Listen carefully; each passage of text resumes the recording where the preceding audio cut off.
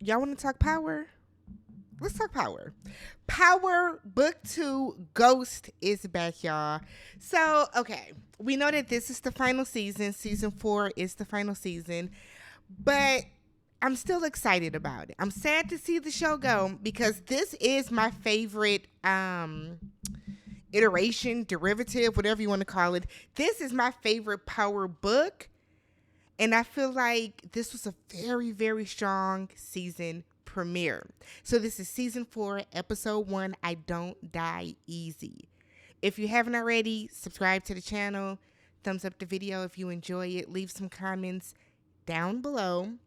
I'm going to try to get through the whole season. Y'all know Power is a tough show to recap because so much happens in each episode. So notes are crazy, but we're gonna get through this the best way we can, all right? So this episode starts off right where the last one left off, which is great. So remember at the end of season 3, Brayden and Tariq got into this shootout with basically everybody else.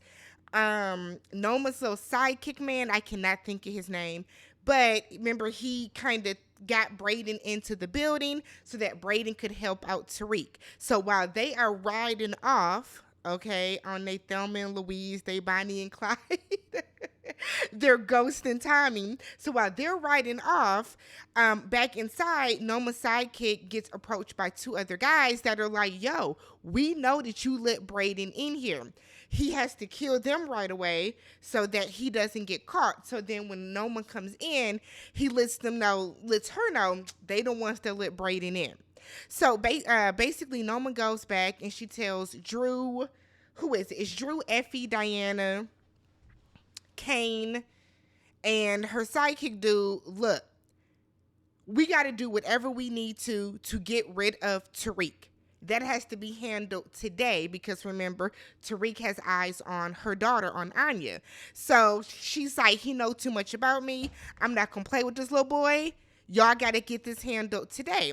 Diana is like, but our mom, we don't care about Monet right now. Matters none to Noma, right? So we then see Tariq, and he still want to go and kill Noma's daughter. And I'm like, sir. But I guess, so him and Brayden go to this storage locker where they're like putting on bulletproof vests and they're pulling out these tactical guns and all this other kind of stuff. And so they're getting ready to go to war. So Brayden and Tariq are having this back and forth where Tariq is like, I don't know what to do. This was my plan, but we got to figure out something. And then it's like Tariq just like blinks and now he's ghost. And he's like, okay, bet, I got a plan. We still gonna go take Anya out. The way I sat back and said, yeah, okay. Yeah, okay. So Brayden knows that this plan just does not make sense, but he's still gonna go along with it because him and Tariq really are ride or die friends for sure. So knowing full well that Noma knows that, they're coming after her daughter, she got some shit up her sleeve for them if that happens, they still go along with it. Tariq actually has somebody trailing Anya, so it's a little bit of hope, a glimmer that we might could get somewhere with this plan. So back over with Angela's nephew, Junior. Look. The same way I felt about Angela is the way I feel about Junior. You doing too much. You're doing too much. You don't even know the full extent of everything that's been going on with the St. Patrick family. So for you to have the audacity, the temerity, the gall, the nerve to think that you, real fresh and new to the DEA, real fresh and new to this life, is going to be able to catch a St. Patrick is asinine, my guy. Completely asinine, but let's do it. So he grows up to, I don't even remember her. I'm thinking of the name. I'm thinking of the name that Alexander Rogers, shout out to him, and that Rock, shout out to Rox, call her. But the annoying detective, he's trying to tell her, look, I got this jump drive, right? And all this information coupled with my own research. And she was like, the shit from sex? Absolutely not. Absolutely not. I don't want nothing to do with anything that Saxe had going. Saxe is a crooked cop. Saxe went out, basically got himself killed because of foolishness, neglect, and just being grimy. We're not going to do any of that. She's not interested in it. Leave it alone. And she kind of tells him, if you want to keep your life, you should leave it alone too. But Junior's not listening. But okay. Don't get annoying, Junior. Don't. So they got Mary laid up on this table, y'all. So Mary's in surgery. Mess. So while Mary is in surgery, she has this out-of-body experience where she is watching them have surgery on her, right? Or perform surgery on her, I should say. So while she's doing this and she's panicking because, oh, goddamn, Lorenzo and Mecca show up. And they came in tag teaming her, rag tagging her, putting the foo-faps on her about all this shit she has done and how she deserves this. So while she's in surgery, they tell her, we got a front row seat to watch you die, you evil bitch. I said, But I mean, Monet, like, come on, let's be real. If Monet were to die on that table, would anybody care? Name one person on that cast that would care, maybe outside of Kane. I'll wait. So while this is happening, none of her kids are there. Not Diana, not Junior, not Drew. I'm not Junior. Not Diana, not Drew, not Kane. Nobody cares. They're all out doing whatever. Diana and Drew are back at her dorm room talking. Remember, she is roommates with little sister Weston, Becky. That's her name. She is roommates with Becky Weston. And they basically are like, look, we got to figure something out because Monet cannot come back out of this. She can't survive this surgery because she's going to blow up our spot because Tariq is going to tell her that we're the ones that told him to do it. So while this is going on, Diana is now starting to feel bad because remember when Tasha came and shot at Monet, Monet sacrificed herself for Diana's safety, basically. Threw her body on Diana. So now Diana's starting to feel, maybe we shouldn't have done this. Oh my God. Diana works on my ever motherfucking nerves, right? She is probably the most annoying character on this cast to me. She don't stay on one side. She don't stand 10 toes down on nothing. She always has a change of heart. Like she annoys me. But while this is happening, Drew is still mad about Monet killing Poppy. So they decide we're going to kidnap Brayden's little sister so that we call Brayden. We tell Brayden, show up with Tariq. We'll give you your sister back. When that happens, we'll kill Tariq because now Tariq can't tell Monet that we're the ones that set him up. None of that shit sounds like it's going to work. None of it. Drew and Diana doing that together? Okay. So Becca comes in. They tell her, look, Brayden's in trouble. We need you to come to him. Becca does what any other child is going to do. I'm going to call my dad. No, don't call your dad. Just come on with us. The way she freely walked with these thugs, the way she freely walked with these people, oh, good God. So now you're kidnapped. And it didn't take much. It honestly and truly didn't take much. So Tariq and Brayden are dressed in all black like they little ninjas, and they're at this hangar for the private jet where Anya is. So Anya's about to get in this private jet. She's a little bitch, but she's getting in the private jet. She's being the ass, talking about there better be a manicurist on board, all this type of stuff. So Tariq and Brayden have this empty car come driving towards the hangar. So there's like 5 or 6 different guards, we'll call them guards, that are outside. They start shooting up this truck, not realizing that it's empty. So while they're shooting at the truck, Tariq and Brayden are able to shoot them. They kill all those people. They try to get to Anya, but the driver drives away, and now Anya is whisked off to safety. Now y'all know, basically y'all let Noma know that y'all are onto her and y'all have eyes on Anya. I felt like that was careless and that was silly to do. That just made everything worse than it needed to be. So Noma little sidekick is back at her house with her, and he tries to get fresh with her. Talking about some, since Mecca's gone, I could really be your. And it's like, sir. The way he grabbed her hand, I said, I know you ain't thinking what I think you thinking. I know you're not doing it. So she picks up on it right away, slaps the shit out of him, and said, you got me all the way effed up.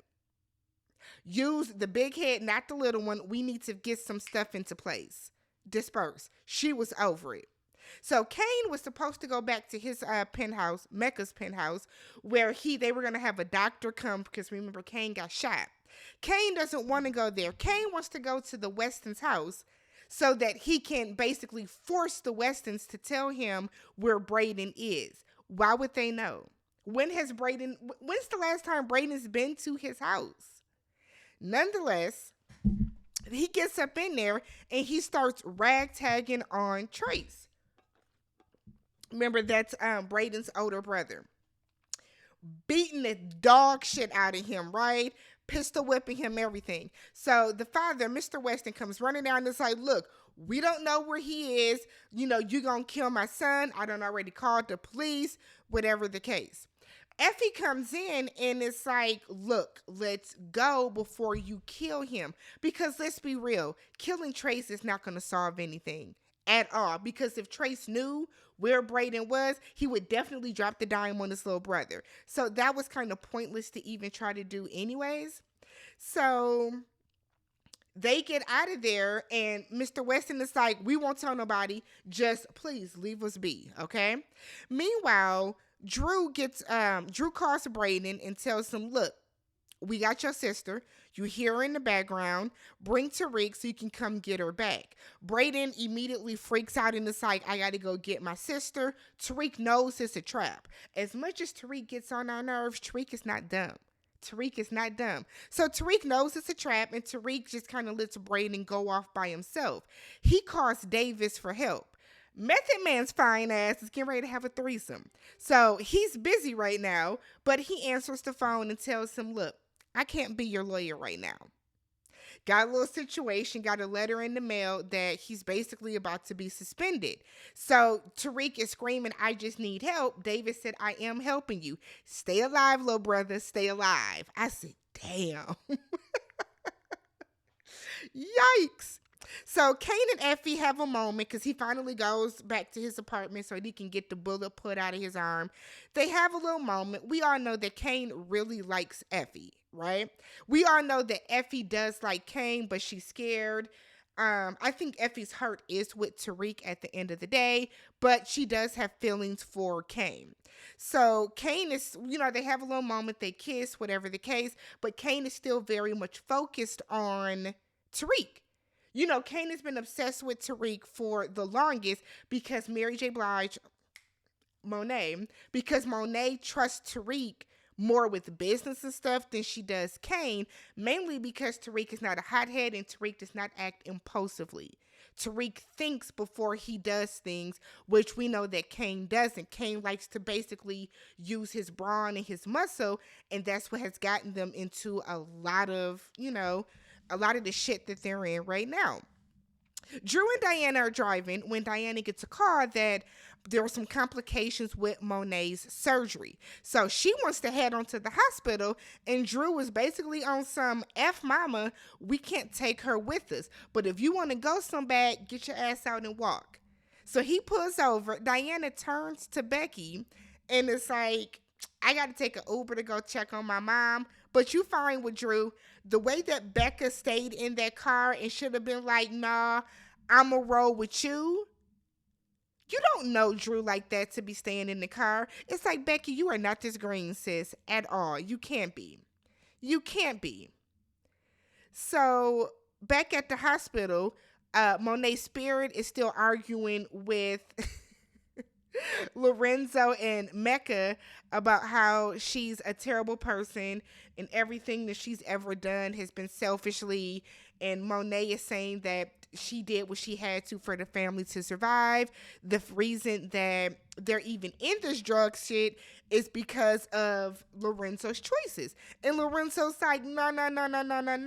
That's not even true, because before I went to jail, we wasn't, slanging and banging like this. A lot of this is on you. You wanted to be bigger. You wanted to be better. You wanted to take over all in New York in the drug scene at the same time. This falls on you. So they're basically just kicking the shit out of her while she's down. Drew then fucks up with Becky, okay? And they get into like a little argument. He tries to grab her phone. Why didn't y'all take her phone the moment y'all got her in the car? That was silly. Drew, this is why they didn't leave you in charge. This is exactly why they didn't want you to be in charge. You don't think. So she pulls out some mace. She maces him. She gets out running. While she's running, she runs into Brayden. And Drew gets out the car and ends up getting hit by a damn truck by Tariq, because Tariq actually did show up to help out Brayden. So now Drew has not only let Becky get away, so that plan is now foiled, but like you didn't even get Tariq like you planned on doing. Silly. Like none of that should have happened. That was just negligent on his behalf. You got the girl still in the back seat, still with her phone. Like, what are we doing? So now we see Monet Spirit is having a heart-to-heart with Zeke. Monet about to go into the white light. What got me, though, is...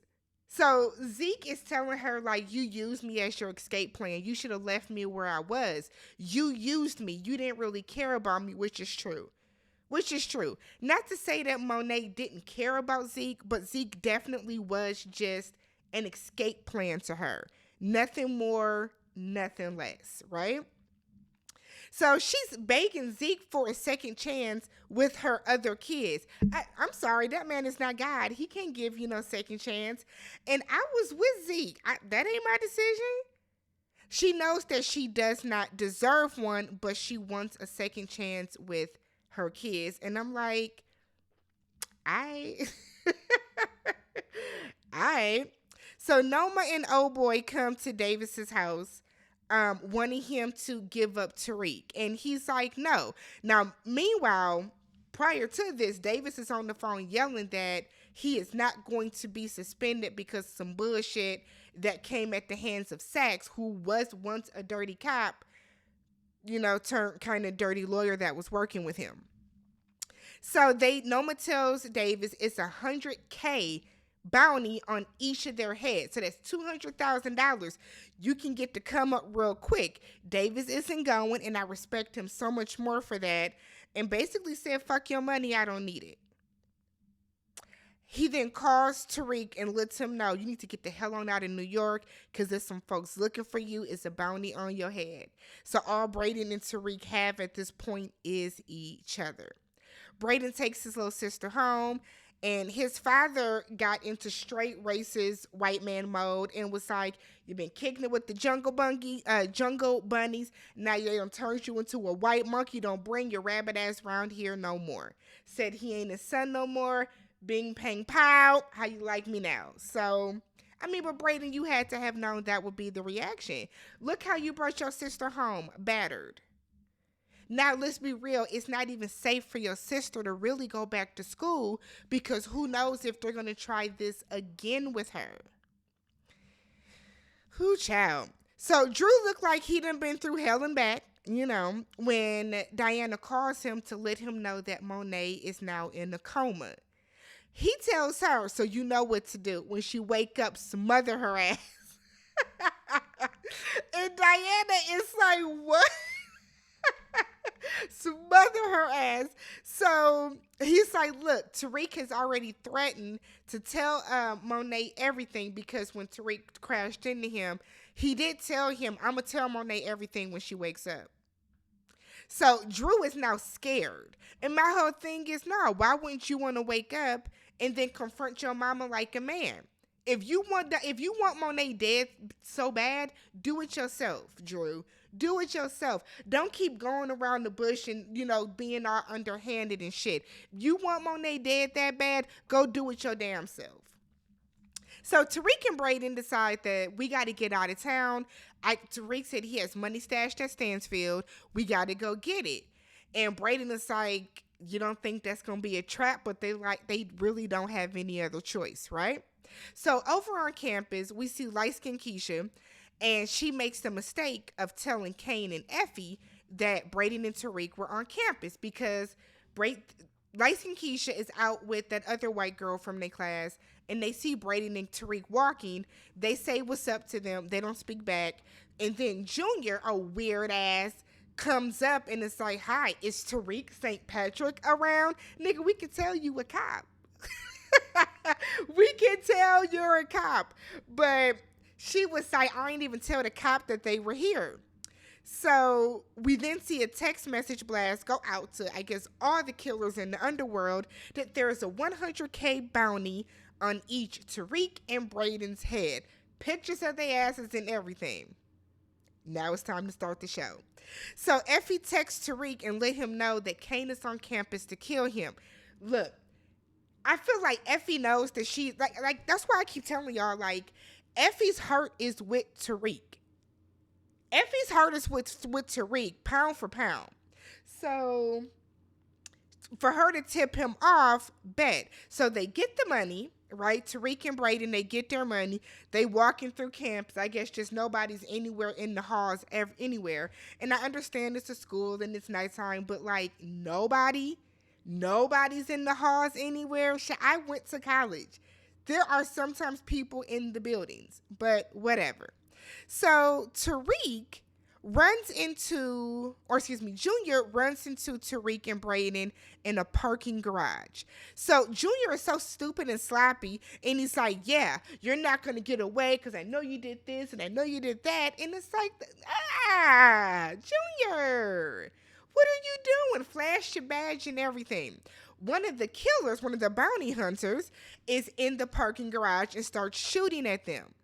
So now it's a shootout. So Tariq and Brayden like jump down to a different level, leaving Junior to kind of fend for himself. Junior ends up shooting and killing the other guy with the long hair that was after them in the parking garage. And then they end up like getting a drop on Junior. So now they got Junior held at gunpoint, basically telling him, look, this car Noma, get that other guy's gun, the bounty hunter, bounty killer, get his gun, we about to FaceTime Noma. So they use that guy's phone, FaceTime Noma, and they're like, look, this is a federal agent. He's the one that's working on your case, which he is, because Junior told them, I'm working on the case. I know that you're one of Noma's suppliers. Junior said too much lip service. That's what got your auntie killed too. Truth be told. So Noma is like, I'm not going to believe this. She don't want to believe it. But Tariq is like, I can make this go away for you. Let's call a truce. Because remember, Tariq, when he found out that Junior was Angela's nephew, was already like, yeah, Angela was my dad's bitch. I said, woo! Woo! Yes. I don't know why you thought to lead with that. Angela tore their family apart as far as Tariq is concerned. I mean, as far as we're all concerned. But, semantics, right? So Noma agrees to call a truce, but then tells Tariq that she don't want him selling no drugs or doing nothing on her turf in her area until she says that it's okay or it comes directly from her. He agrees, but once they get off the phone, she tells old boy that, you know what, once the smoke clears, I still want Tariq dead. Let's be very clear, make no mistake, I still want him to be gone. So Tariq ends up shooting and killing Junior, shoots him in the head point blank, and I'm sorry, but I can't feel sorry for Junior. You approached this all the way wrong. You went about this crazy. Junior. What did you expect to happen? So, after he kills him, Brayden runs to the south parking lot to make a phone call to report gunshots. So Tariq actually used somebody else's gun to do the shooting so that he can set it up with the police as if he just kind of saved the day.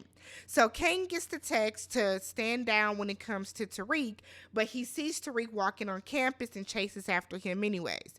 Tariq calls Drew and it's like, look, tell Kane's crazy ass to quit following me, because if he gets close enough, I'm going to tell him that you and Diana wanted me to kill your mama, and I'm not even the one that did it.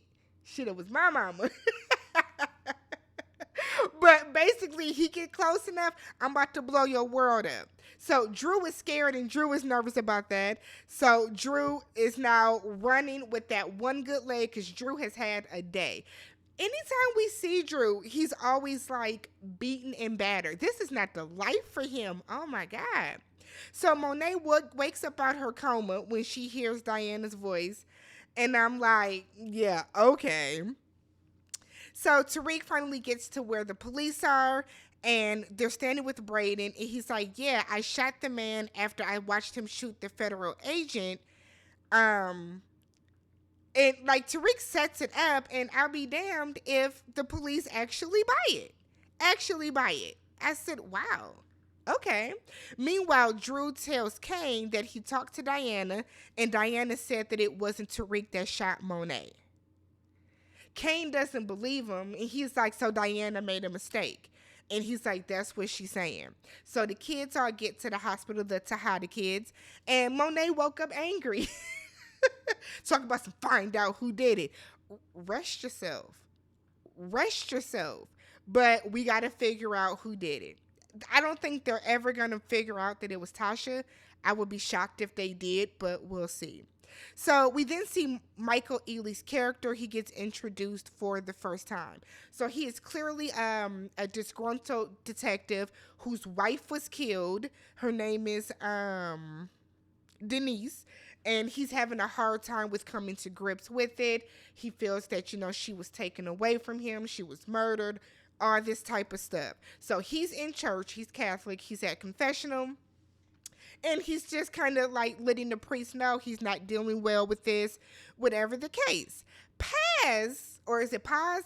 Paz's crazy ass runs up to him at the church and was like, Junior was murdered. And she thinks it was because he was investigating Tariq St. Patrick and some of the other drug dealers. And she thinks that they are the reason that he's dead. It is, but above all, Junior is the reason that Junior is dead. Make no mistake, Paz, your son is the reason he's gone. But that was it. And Michael Ealy swears vengeance for her and her family. And that was the first episode. I thought it was a great season opener. Let me know what you guys thought about it. If you haven't already, subscribed to the channel, thumbs up the video. And I will catch you guys in the next one. Peace.